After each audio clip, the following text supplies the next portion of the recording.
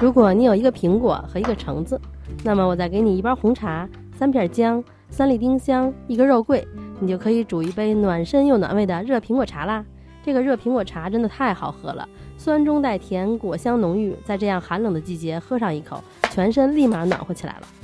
把苹果和橙子洗干净，然后切成薄片，把苹果的籽儿去掉，可以留1片装饰用。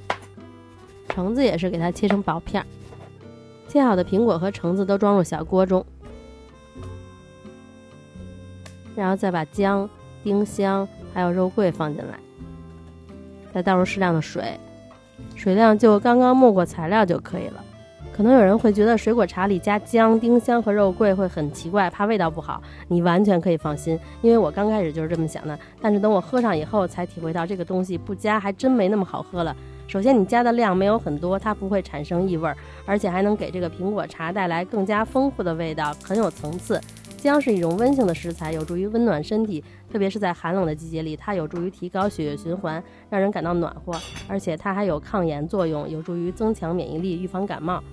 丁香有抗菌作用，可以预防感染，而且丁香本身有浓郁的香气，加入热苹果茶以后，能使茶的味道更加丰富，带有一种温暖的香料风味。肉桂也是一种典型的温性香料，加入这个茶饮以后呢，能给人一种很温暖的感觉。而且肉桂含有肉桂酸和挥发油成分，有助于提高新陈代谢，还可以增强身体的抗病能力。水果煮5到10分钟就行，看你喜好。如果水果不想煮太烂，就煮5分钟。我是煮了10分钟，然后再加入柠檬汁、红茶和糖，可以加冰糖、红糖都行，然后再盖上盖子焖5分钟就好了。